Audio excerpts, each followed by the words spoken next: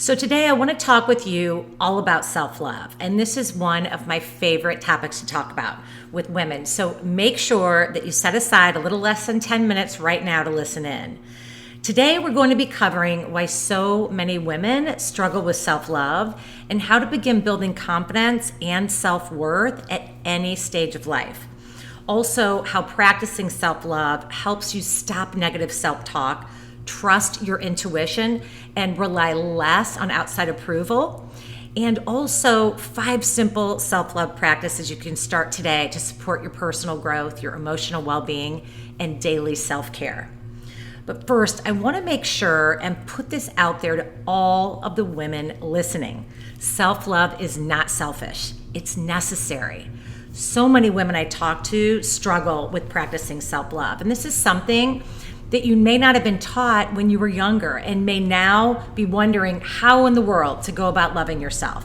The great news is it's never too late to begin. And I'm here to help you learn right now. I myself have struggled in the past with self-love, and when I learned how to begin practicing, my relationship with myself became so much stronger. When you start loving yourself the same way or even more than others who you hold near and dear to your heart, you begin to connect with yourself on a deeper level, which allows you to trust and believe in yourself more. You may also tend to rely less on what others think of you or their opinions about you, and you may seek less approval from others as well. So as you begin to rely more on listening to your own thoughts and opinions, you may also learn to appreciate who you are and draw your happiness from within rather than looking outside of yourself for someone or something to make you happy. So I want to share 5 simple ways to practice self-love that help me to this day and that I personally live by. First, set aside about 5 minutes daily to sit quietly with your eyes closed and just breathe. If it helps to block out time on your calendar, I encourage you to do this.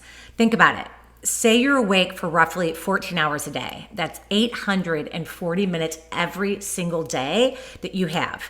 And you only need to set aside 5 minutes of those 840 minutes. So I challenge you to begin today.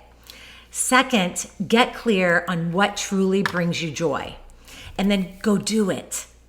I encourage you to take time out and make a small list of things that bring you joy.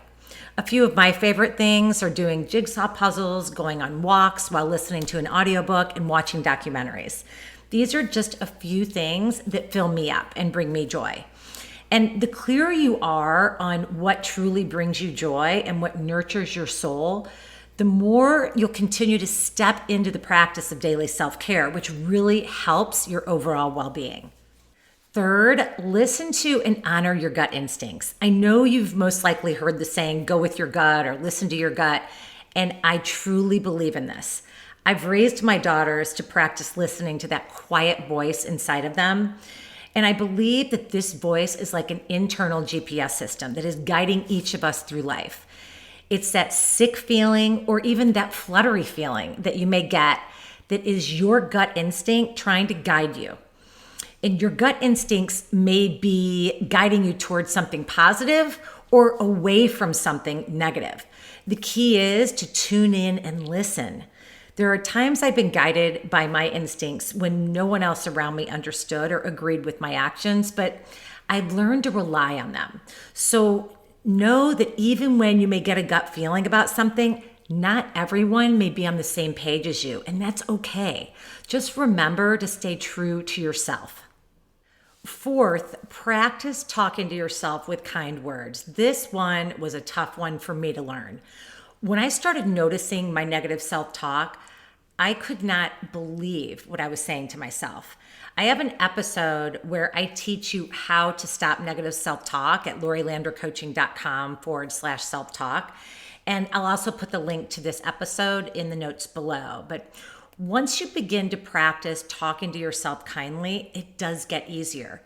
You can start by simply saying to yourself, great job, the next time you accomplish something, no matter how small the win. It could be as simple as celebrating yourself for getting out of bed on time without hitting the snooze, or folding the laundry and then putting it away. It truly is all about talking to yourself as you would to someone that you love and that you're proud of. You can also practice right now by saying to yourself, I'm really proud of you, or you're so thoughtful. And it's in those small moments that can make a really big difference over time. The fifth way to practice self-love is to live in alignment with your true intention. This means taking a moment to ensure that the decisions you make each day support where you intend to be in your life, physically, emotionally, and spiritually. When you're unsure of the next step, ask yourself, will this action bring me closer to or further away from my true intention? And then choose the option that stays closely aligned with that true intention. For example, if you want to exercise more, consider finding an exercise class that fits your schedule, or keep it simple by finding an exercise video on YouTube you can do at home. I recommend taking an inventory of your life, tuning into what you truly want, and then beginning to align your actions with your intentions.